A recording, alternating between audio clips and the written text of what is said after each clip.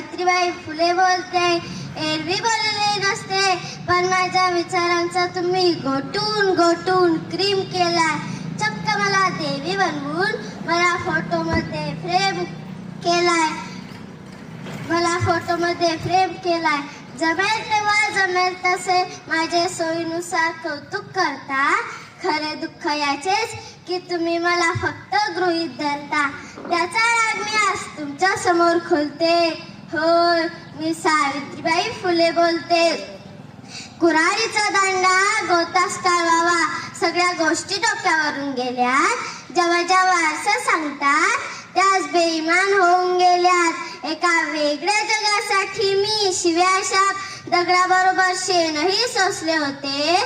तुमच्या शब्दात सांगायचे झाले तर रात्रंदिवस घासले होते. आज मी कसले गाव जेलते. होय, मी सावित्रीबाई फुले बोलते. मान नको, पान नको, आमचे उपकारही फेडू नका. कीर्तन बिर्तन काय नको, जोडायचे म्हणून भाषणही जोडू नका. वाघिणीचे दूध पिऊन कुत्र्यांसारखा गोंडा गोडीत आहात. धर्मसंस्काराच्या नावाखाली टाकाऊ परंपरा पाळीत आहात. तुमच्या डोळ्यात म्हणून हे अंजन घालते. होय, मी सावित्रीबाई फुले बोलते. आज आमच्याच मातीत आमच्याच लेकरांकडून दुजाभा बघावा लागला.